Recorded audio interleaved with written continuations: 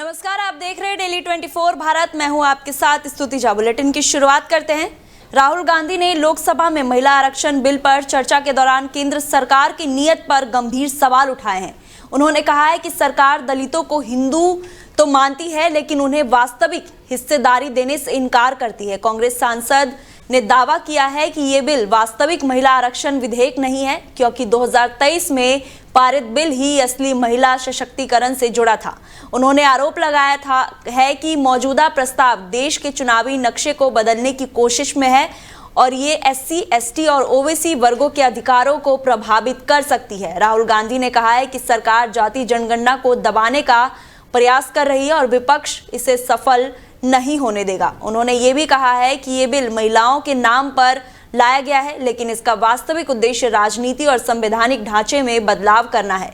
उन्होंने सरकार पर दक्षिण और उत्तर भारत के बीच भेदभाव का आरोप भी लगाया है और कहा है कि विपक्ष इस प्रस्ताव का विरोध करेगा। राहुल गांधी ने कहा है कि यदि पुराना विधेयक लाया जाता है तो कांग्रेस उसका समर्थन करेगी। वहीं नोएडा में हुए श्रमिक आंदोलन के बाद आज समाजवादी पार्टी के एक प्रतिनिधिमंडल पीड़ित मजदूरों के परिवार से मुलाकात करने पहुंचे। ये डेलीगेशन करीब 10 सदस्यों का हुआ है, जिसमें नेता प्रतिपक्ष माता प्रसाद पांडे, विधायक अतुल प्रधान और शाहिद मजूर समेत कई नेता शामिल हुए। जानकारी के अनुसार सपा का ये प्रतिनिधिमंडल अलग अलग गांवों में जाकर मजदूरों और उनके परिवारों से मुलाकात किया है और उनकी समस्याओं को सुने हैं। बताया जा रहा है कि हाल ही में नोएडा में हुए श्रमिक आंदोलन के बाद कई परिवार प्रभावित हुए हैं, जिनकी स्थिति का जायजा लेने गए और समर्थन देने के लिए ये दौरा किया गया है। सपा के इस कदम को राजनीति तौर पर भी अहम माना जा रहा है, क्योंकि पार्टी इस मुद्दे को लेकर सरकार को घेरने की तैयारी में नजर आ रही है। वहीं मुजफ्फरनगर के शाहपुर क्षेत्र में घरेलू गैस की भारी किल्लत ने ग्रामीणों की मुश्किलों को बढ़ा दी है। पिछले 4 दिनों से गैस सिलेंडर कहीं नहीं मिलने के कारण लोग परेशान हैं और एजेंसी के बाहर लंबी लंबी कतारों में इंतजार करने को मजबूर है। Shahpur Indian gas service centre के बाहर खाली सिलेंडरों के साथ बैठे ग्राहकों की तस्वीरें अब चर्चा का विषय बन गई है। ग्रामीणों ने आरोप लगाया कि एजेंसी मालिक मनमानी कर रहा है और समय पर गैस की पूर्ति नहीं की जा रही है। लोगों का कहना है कि रोजमर्रा के कामकाज पर इसका सीधा असर पड़ रहा है। खासकर महिलाओं को सबसे ज्यादा परेशानियां झेलनी पड़ रही है। कई लोग सुबह से लाइन में लगे रहते हैं, लेकिन फिर भी उन्हें सिलेंडर नहीं मिल पाता है। फिलहाल प्रशासन की ओर से इस मामले में कोई ठोस कार्रवाई नहीं हुई है। ऐसे में सवाल उठता है कि आखिर कब तक ग्रामीणों को इस परेशानियों का सामना करना पड़ेगा और कब इस समस्या का समाधान मिलेगा। तो वही मुजफ्फरनगर के बुढ़ाना तहसील क्षेत्र में अवैध खनन का एक गंभीर मामला सामने आया है, जहां खनन माफिया खुलेआम नियमों की धज्जियां उड़ाते नजर आ रहे हैं। आरोप है कि मानकों के अनुसार जहां केवल 3 फीट तक की मिट्टी निकालनी जा सकती है, वहीं माफिया करीब 10 फीट तक की गहरे गड्ढे खोदकर धरती का सीना छल्ली कर रहे हैं। इससे न सिर्फ पर्यावरण को नुकसान पहुंचेगा, बल्कि आसपास के इलाकों में भी हादसों का खतरा बढ़ गया है।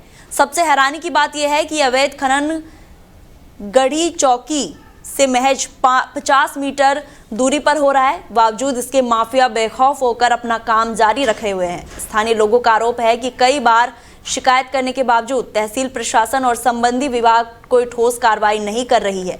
इस पूरे मामले ने प्रशासन की कार्यशैली पर गंभीर सवाल भी खड़े किए हैं और अब देखना होगा कि इससे कब तक अवैध खनन पर लगाई गई लगाम लगाई जाती है।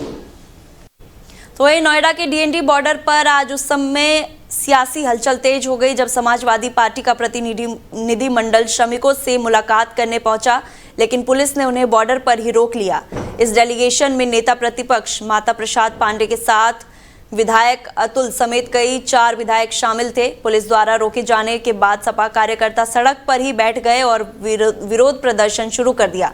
कुछ ही देर तक वहां का माहौल तनावपूर्ण बना रहा। हालात को देखते हुए पुलिस ने सभी प्रदर्शनकारियों को हिरासत में लेकर पुलिस लाइन भेज दिया, ताकि स्थिति को नियंत्रण किया जा सके। बताया जा रहा है कि प्रतिनिधिमंडल नोएडा में श्रमिकों के मुद्दों को लेकर उनसे मुलाकात करने जा रहे थे।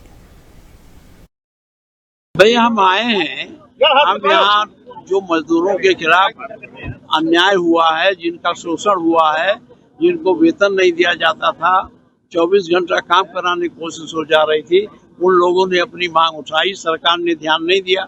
यहाँ के लेबर इंस्पेक्टर, लेबर कमिश्नर को उसे देखना चाहिए था, उन्होंने भी ध्यान नहीं दिया। जब मामला पड़ गया तो लाठी चलाया, मारा पीटा, लोगों पर फर्जी मुकदमा लिखा, जेलों में डाला। इसी के बारे में मजदूरों से बात करने आया। देखिए ऐसी स्थिति परिस्थितियां हैं कि पुलिस की तानाशाही, पुलिस का जो रोल है वो जनता के प्रति बहुत गैर गंभीर है।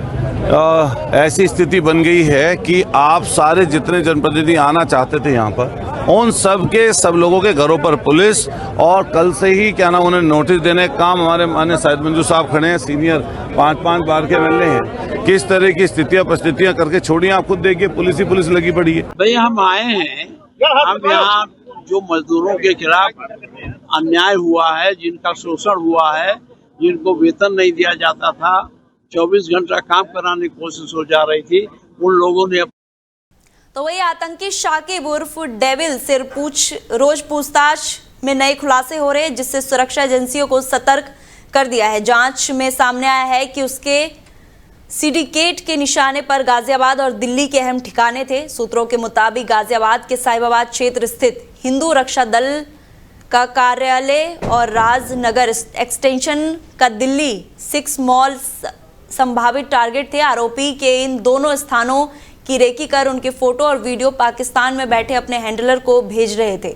इतना ही नहीं, जांच एजेंसियों को आरोपी के मोबाइल से व्हाट्सएप चैट, ऑडियो रिकॉर्डिंग और लोकेशन शेयरिंग जैसे अहम डिटेल सबूत भी मिले, जिससे साजिश की पुष्टि होती है। बताया जा रहा है कि इन जानकारियों के बदले आरोपी को करीब 13,000 रुपए भी मिले थे। इस पूरे मामले ने एक बार फिर सुरक्षा व्यवस्था को लेकर गंभीर सवाल खड़े कर दिए और एजेंसियां इस पूरे नेटवर्क की गहराई से जांच कर रही है।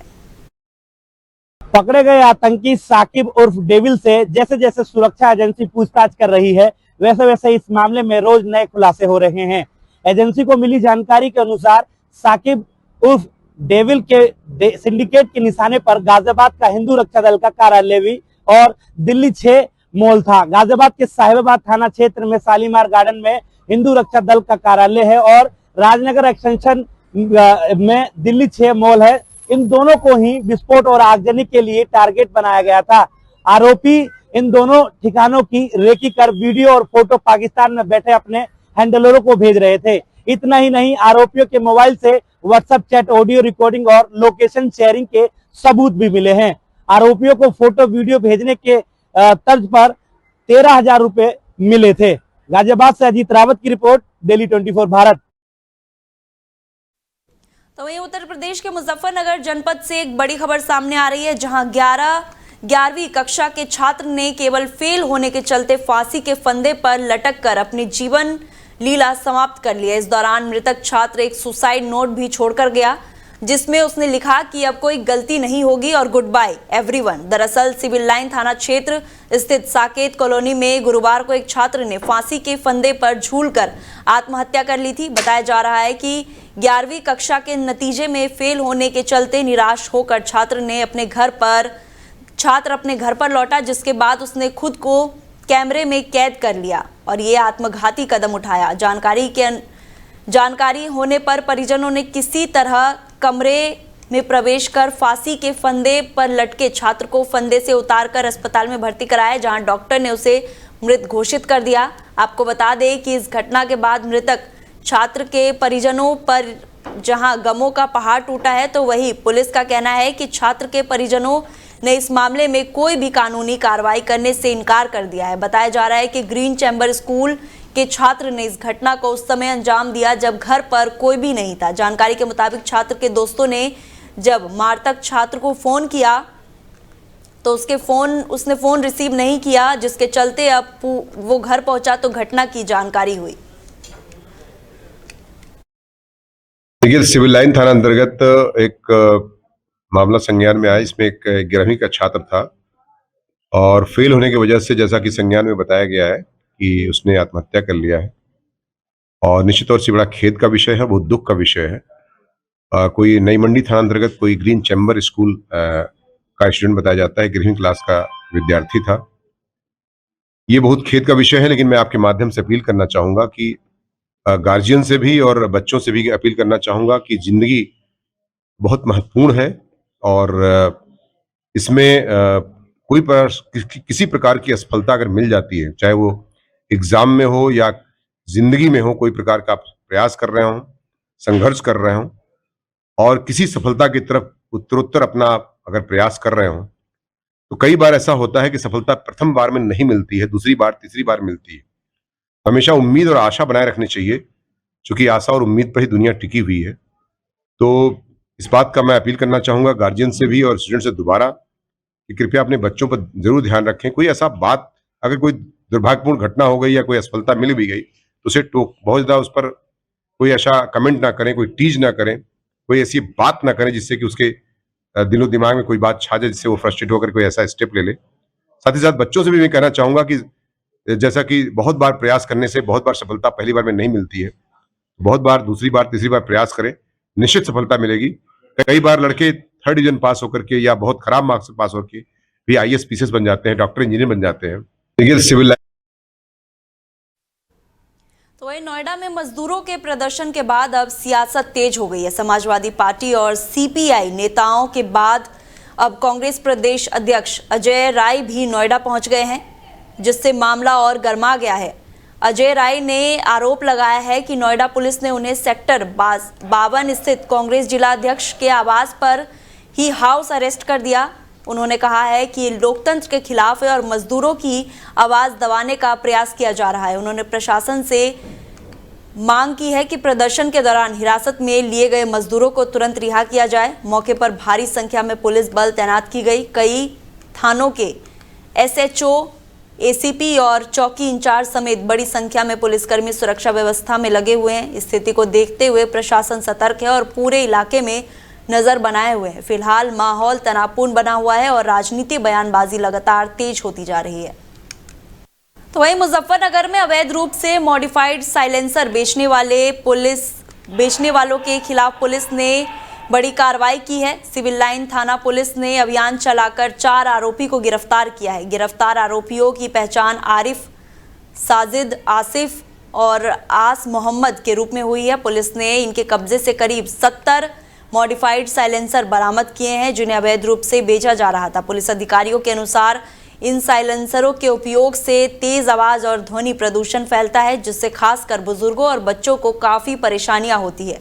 साथ ही असामाजिक तत्व इनका इस्तेमाल कर सामाजिक स्थानों पर शांति भंग करते हैं। इस कार्रवाई के बाद इलाके में ऐसे कारोबार से जुड़े दुकानदारों में हड़कंप मच गया है। पुलिस का कहना है कि अवैध साइलेंसर की बिक्री पर रोक लगाने के लिए आगे भी अभियान जारी रहेगा। फिलहाल पुलिस आरोपियों के खिलाफ विधिक कार्रवाई कर रही है और इस अवैध नेटवर्क से जुड़े अन्य लोगों की भी तलाश जारी है। वरिष्ठ पुलिस अधीक्षक मुजफ्फरनगर के निर्देशन में समस्त जनपद में एक मुहिम चलाई जा रही है, अभियान चलाया जा रहा है, जिसके तहत नॉइज पोल्यूशन, ध्वनि प्रदूषण की सीमाओं को लांघने वाले ऐसे सभी वाहन पर सख्त रोक लगाई जा रही है। इसी के क्रम में थाना सिविल लाइंस पुलिस ने आज 2 ऐसी दुकानों पे छापे मारे और वहां से 70 मॉडिफाइड साइलेंसर बरामद किए हैं, जो स्प्लेंडर के हैं, बुलेट के हैं और अन्य ऐसी बाइक्स के हैं। और इसी तरह से आगे कार्रवाई और सख्ती से चलती रहेगी और मॉडिफाइड साइलेंसर पे पुलिस द्वारा लगातार सख्ती रखी जाएगी। सर, कितने लोग इन सिलेंडरों को आपने हिरासत में ले गए हैं?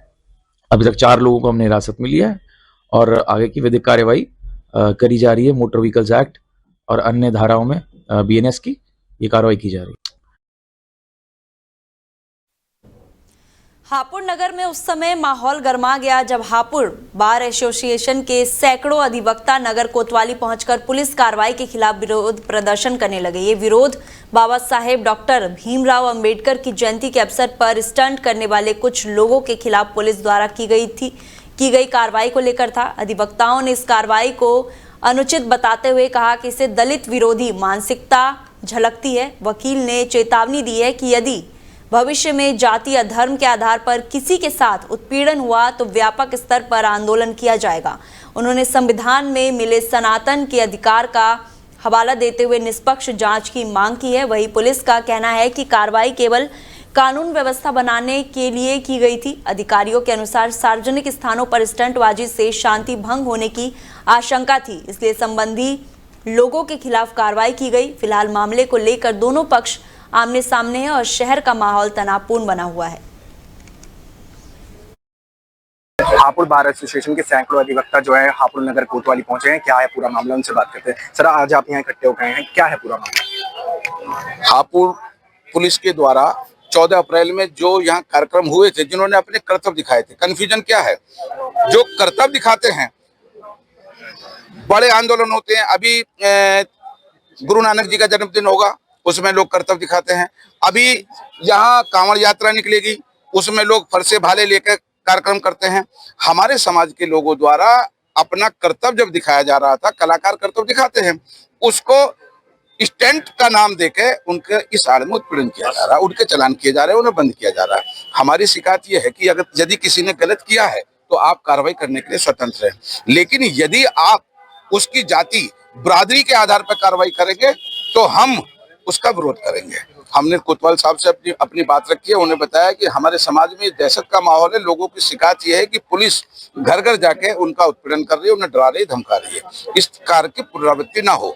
उन्होंने कहा कि अपनी बात रखी है और उन्होंने ये भी आश्वासन दिया है कि हमारा कोई पुलिस वाला किसी घर नहीं जा रहा। मैं पुनः आपके चैनल के माध्यम से एक बात कहना चाहता हूँ कि हम बाबा साहब डॉक्टर बी.आर. अम्बेडकर के अनुयायी हैं और इतिहास गवाह ये हापुड़ है। हापुड़ की कहावत है, 3 पैर कापर 1 पैर हापुड़। जब हमारे मान सम्मान पे कोई बात आएगी, हमारे स्वाभिमान पे कोई बात आएगी, हम सड़कों पे उतरने में और आंदोलन करने में किसी तरह का गुरेज नहीं रखते, इतिहास गवाह है। लेकिन हम क्या आश्वासन दिया गया है? उन्होंने ये बताया है कि जो लोग यहाँ स्टैंड कर रहे थे उनके खिलाफ कार्रवाई की गई है, उसके खिलाफ अब किसी के खिलाफ कोई कार्रवाई नहीं होगी। उनकी बातों पे हमने विश्वास करते हुए हमने आज अपनी आगे की रणनीति अभी रोक दी है, लेकिन यदि इसके बाद किसी का उत्पीड़न होगा तो हम दोबारा अपनी मीटिंग करेंगे। मीटिंग करने के बाद में हम इस मामले में सड़क पर उतर के आंदोलन करेंगे। और भी अधिवक्ता मौजूद है हमारे साथ। क्या सर, क्या प्रकरण रहा आज आप थाने पहुंचे? देखिए, आदरणीय बड़े भाई अनिल आजाद जी ने बता ही दिया है सर, लेकिन मैं कहना चाहूँगा ये सोची समझी मानसिकता के तहत कार्य किया जा रहा है। जो हमारी शंभूपुरा समिति है, वास्तव में उनका जितना भी कार्य किया अब तक किया है, उन्होंने बहुत ही सराहनीय कार्य किया है। उनका किसी भी प्रकार से कोई दोष नहीं है।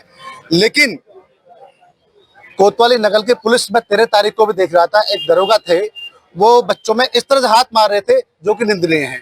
मैंने उनसे कहा कि दरोगा जी इस तरह से मत कीजिए, उनसे प्यार से कहोगे। बच्चे बड़े समझदार बच्चे हैं, जो परम पूज्य बाबा साहब के 135 जयंती मनाने के लिए एकत्रित हुए थे। लेकिन उन्होंने फिर माना गलती स्वीकार की, क्या मुझसे गलती हुई, मैंने ऐसा नहीं करना चाहिए था, ये अच्छी बात है, गलती स्वीकार कर ली। लेकिन देखिए, 26 जनवरी हो, 15 अगस्त को फेस्टिवल होता है, तो अलग अलग प्रकार के नृत्य कर्तव्य जो कला जो दिखाई जाती है, तो इस तरह की कलाबाजी यहाँ पे कुछ 14 अप्रैल में दिखाई जा रही थी। लेकिन उनको जो कोतवाल है स्टंट दिखा करके उनका चालान कर दिया गया, डीजे को चालान कर दिया गया, जो निंदनीय है। ऐसा नहीं हो भाई। देखिए, कोई भी कार्यक्रम होता है, चाहे कांवड़ की यात्रा हो, कांवड़ की यात्रा में लोग मर भी जाते हैं, लेकिन उसके बावजूद भी कांवड़ की यात्रा के लिए फूलों की वर्षा की जाती है। क्या किसी भी, हालांकि प्रशासन का धन्यवाद करता हूं कि कार्यक्रम सफल आयोजन उनका रहा, उसके कप्तान साहब को और डीएम साहब को बहुत बहुत धन्यवाद। लेकिन जब वहाँ फूलों की वर्षा हो जाती है, एक बार 14 अप्रैल में फूलों की वर्षा अगर इस कार्यक्रम के लिए, ये सर्वधर्म के लिए है। परम पूज्य बाबा साहब सर्वधर्म के थे और आज उन देश से चल रहा है, उन्हीं के बनाए हुए संविधान से भी चल रहा है। लेकिन कुछ लोगों की मानसिकता ऐसी ना प्रताड़ित करना। अभी शंभूपुरा में यहाँ पे लोग डरे हुए हैं। 13 तारीख की घटना बताता हूँ, जो लोग बता रहे हैं वहाँ के लोग कि 13 तारीख में वहाँ पे लोग गए तो किसी पुलिस वाले ने कहा ये तो चमार है, इस तरह से तो उपयोग क्या, जो कि गलत है। ऐसा नहीं बोलना चाहिए। जिसने भी कहा पुलिस वाले ने, वो गलत कहा है और वहाँ के लोग डरे हुए, भयभीत है। वहाँ के लोग वो ये कहना चाह रहे हैं कि पुलिस बार बार हमारे यहाँ पर आ रही है, क्यों, उनके यहाँ पुलिस क्यों जा रही है। हमारा कोतवाल आज सब बाहर के लोग मिले हैं और कोतवाल साहब ने कहा कि ऐसा नहीं किया जाएगा, आगे से कोई व्यक्ति नहीं जाएगा वहाँ पे। लेकिन फिर भी अब तक क्यों ऐसा क्यों किया गया, हमारा क्वेश्चन मार्क ये है। और मैं कह रहा हूँ, वहाँ बाइक की जो घटना थी वो सिर्फ सुशील शर्मा द्वारा सोची समझी मानसिकता के तहत दिखाया गया था, अन्यथा कुछ नहीं हुआ। देखिए, 13 अप्रैल से और 14 अप्रैल के बीच में बाबा साहब की हम यहाँ परमिशन लेते हैं, जो अम्बेडकर तिराया हापुड़ में, और एक शंभूपुरा की कमेटी है जो इसकी देखरेख भी करती है और सारी व्यवस्था करती है। 14 तारीख से ही, कल मतलब आज 17 तारीख है, 2 दिन से वहाँ के बच्चों का फोन आ रहा है कि यहाँ पे हमें फोन कर करके बुलाया जा रहा है, परेशान करा जा रहा है, रात को पुलिस जा रही है। अब इस तरह का जो टेरर का माहौल पुलिस बैठाना चाहती है, तो मैं ये जो सरकार है या खुद की उसकी मानसिकता है, जो भी आदमी इसको चलाना चाह रहा, तो बाबा साहब एक ऐसा कार्यक्रम है जो बाबा साहब नाम है, आप एक मूर्ति तोड़ोगे 1000 के लिए हम लगाने के लिए तैयार हैं। और ये इस तरह का जो माहौल है ना, बर्दाश्त करने के बिल्कुल बाहर है। तो देखा आपने यहाँ पर जो अधिवक्ता हैं वो यहाँ पर हापुड़ नगर कोतवाली पहुंचे थे। उनका साफ तौर पर कहना है जो अंबेडकर जो जयंती थी उस पर शोभा यात्रा निकाली गई तो कुछ लोगों को जो है पुलिस द्वारा प्रताड़ित किया जा रहा है। हालांकि यहाँ पर जो है अधिवक्ता पहुंचे हैं और उन्हें साफ तौर पर यह भी आश्वासन मिला है कि इसमें इस तरह की आगे की कोई भी कार्रवाई नहीं की जाएगी। और जो कार्रवाई की गई थी वो जो स्टंटबाजी की गई थी उस पर चालान की जो है कार्रवाई की गई थी पुलिस द्वारा। डेली 24 भारत के लिए नदीम नकवी, हापुड़। तो वहीं गाजियाबाद की 41वीं वाहिनी पीएससी परिसर में आयोजित पश्चिमी जोन तृतीय अंतर वाहिनी कबड्डी कलेक्टर प्रतियोगिता 2026 का भव्य समापन हो गया है। 3 दिन तक चले इस आयोजन में खिलाड़ियों ने खेल भावना और अनुशासन का शानदार प्रदर्शन किया। समापन समारोह की मुख्य अतिथि पुलिस उप महानिरीक्षक पीएससी मेरठ अनुभाग कल्पना सक्सेना रही। उन्होंने विजेता टीमों को पुरस्कृत किया। प्रतियोगिता में पश्चिमी जोन 14 वाहिनियों की टीमों ने भाग लिया और विभिन्न खेलों में कड़ा मुकाबला देखने को मिला। कबड्डी प्रतियोगिता में 6वीं वाहिनी पीएससी मेरठ ने प्रथम स्थान हासिल किया, जबकि 47वीं वाहिनी पीएससी गाजियाबाद उप विजेता रही। खो खो में 41वीं वाहिनी पीएससी गाजियाबाद विजेता रही और 28वीं वाहिनी पीएससी इटावा दूसरे स्थान पर रही। फेसिंग और जिम्नास्टिक में भी 41वीं वाहिनी पीएससी गाजियाबाद में उत्कृष्ट प्रदर्शन करते हुए खिताब अपने नाम किया है। मुख्य अतिथि ने खिलाड़ियों के प्रदर्शन की सराहना करते हुए कहा कि खुलेआम खेल अनुशासन, टीम भावना और नेतृत्व क्षमता को मजबूत बनाते हैं। कार्यक्रम में कई वरिष्ठ अधिकारी और पुलिसकर्मी भी मौजूद रहे। ये पश्चिमी जोन का कबड्डी, खो खो, फेंसिंग प्रतियोगिता यहाँ आयोजित की गई और 41 बटालियन को यह भार प्रदान किया गया था और 41 बटालियन के सेना नायक श्री दिनेश यादव और उनकी पूरी टीम ने इस पूरे कार्यक्रम को बहुत अच्छे और सफलतापूर्वक पूर्ण किया इस वाहिनी परिसर में। और सबसे अच्छी बात ये रही कि ये पूरी प्रतियोगिता निर्विवाद रूप से संपन्न हुई। यहाँ पे निर्णायक मंडल, सभी उत्कृष्ट कोटि के निर्णायक मंडल, यहाँ पर राष्ट्रीय स्तर का निर्णायक मंडल उपस्थित हुआ था और उसके अतिरिक्त पूरे सभी खिलाड़ियों ने, पश्चिमी जोन के सभी बटालियन के खिलाड़ियों ने बढ़ चढ़कर हिस्सा लिया। 41 बटालियन ने इसमें बहुत अच्छा अपना प्रदर्शन किया, जिसमें कि ये लोग खो खो में और जिम्नास्टिक में प्रथम स्थान प्राप्त किए। 6 बटालियन पीएससी मेरठ ने बहुत अच्छा प्रदर्शन किया कबड्डी में और वो प्रथम स्थान प्राप्त किए। इसी प्रकार से प्रत्येक पश्चिमी जोन की किसी वाहिनी ने तृतीय स्थान भी प्राप्त किए हैं, लेकिन सभी लोगों ने अपनी तरफ से बेस्ट प्रदर्शन किया। फिलहाल बुलेटिन में इतना ही। आप देखते रहिए डेली 24 भारत। नमस्कार।